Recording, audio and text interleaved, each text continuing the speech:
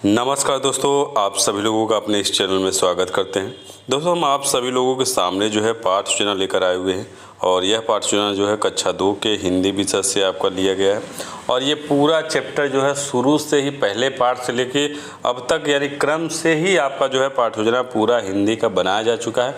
लगभग एक और पाठ सूचना होगा आपके कक्षा 2 के लिए, वह भी आपका जल्द ही मिल जाएगा। और प्रकरण है हम लोगों का मैं कौन हूँ, ये प्रकरण आपका है। इस प्रकरण पे हम लोग चर्चा करेंगे। तो हमारे चैनल पे इसी तरह के पाठ सूचना जो है अपलोड किए जाते हैं। तो यदि आप चैनल पे नए हैं तो चैनल को सब्सक्राइब कर लीजिएगा और वीडियो अच्छा लगे तो लाइक शेयर जरूर कर दीजिएगा। तो आइए पाठ सूचना शुरू करते हैं, कैसे बनाया जाएगा।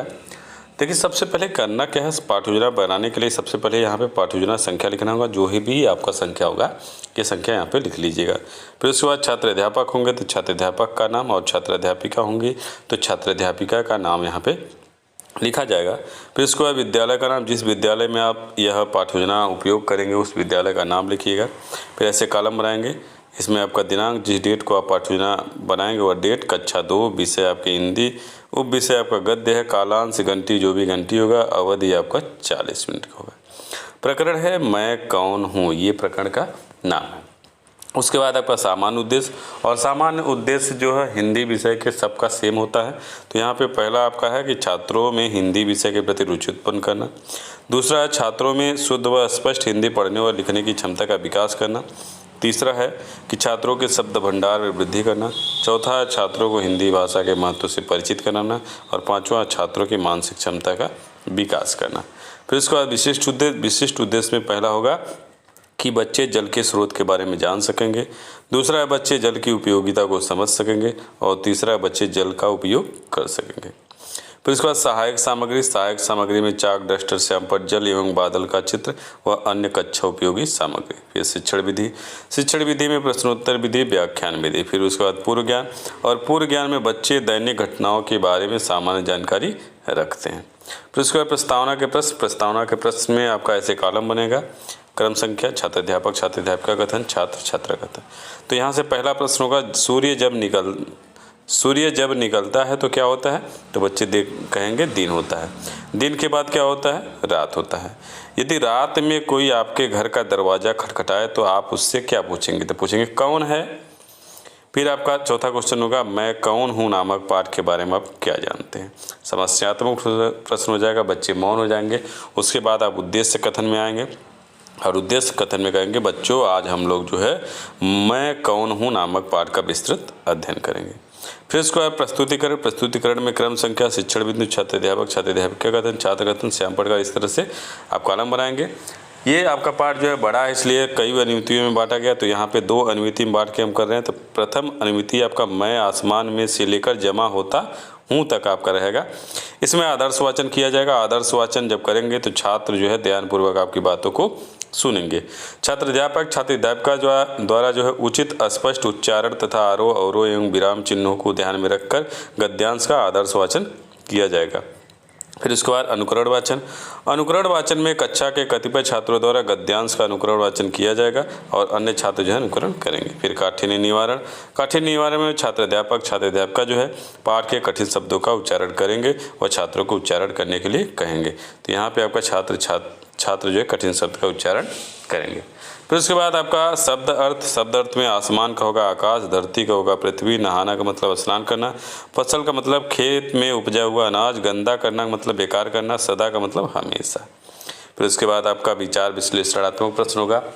पहला प्रश्न यहाँ करेंगे कि कागज़ की नाव किसमें चलाया जाता है, तो आप जवाब देंगे, बच्चे बताएंगे कि पानी में चलाया जाता है, क्योंकि बच्चे जो है इसमें बहुत रुचि रखते हैं। फिर उसके बाद व्याख्या करेंगे। पानी बच्चों से पूछता है कि बताओ मैं कौन हूँ।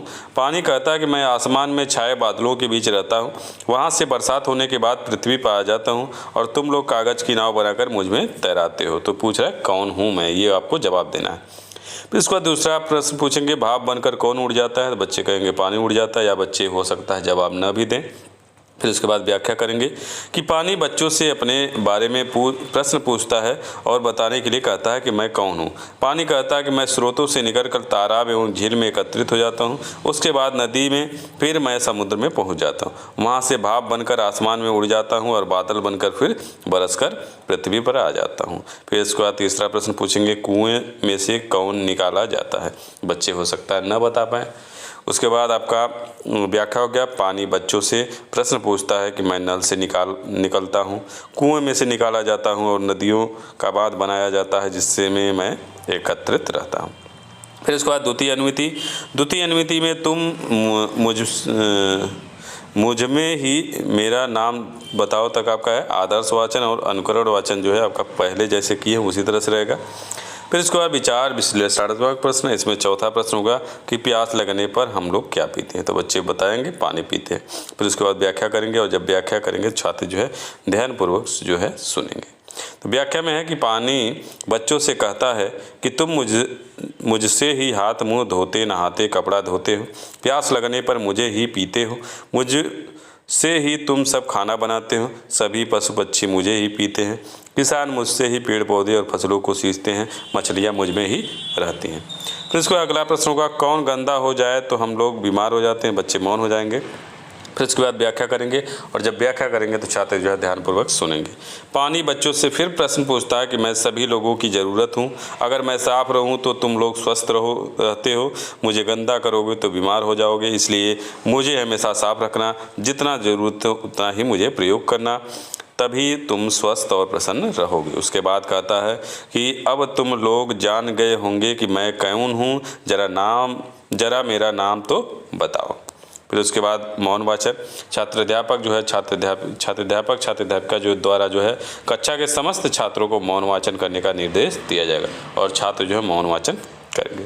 फिर उसके बाद बोधात्मक प्रश्न में पहला प्रश्न होगा कि नदियों में क्या बहता है। दूसरा होगा पानी का परिवाच्य शब्द बताइए। तीसरा होगा 4 शब्द ऐसे बताओ जिनके अंत में नी आता है। फिर उसके बाद श्याम पटकार में छात्र अध्यापक जो है छात्रों को काठिन्य निवारण अपनी कॉपी पर लिखने के लिए कहेंगे। फिर उसके बाद निरीक्षण कार्य में जब छात्र श्याम पटकार कर रहे होंगे तब छात्र अध्यापक जो है कक्षा में घूम कर निरीक्षण कार्य करेंगे। फिर उसके बाद आपका पुनरावृत्ति के प्रश्न में पहला प्रश्न होगा, हमें पानी कहाँ से मिलता है। दूसरा होगा कि पानी को क्यों नहीं गंदा करना चाहिए। तीसरा होगा पानी में क्या क्या फ़ायदे हैं, पानी के क्या क्या फ़ायदे होते हैं। फिर उसके बाद आपका गृहकार में पानी की बर्बादी कैसे रोक सकते हैं, अपनी कॉपी पर लिखो। ये हम लोगों का पाठ योजना रहा।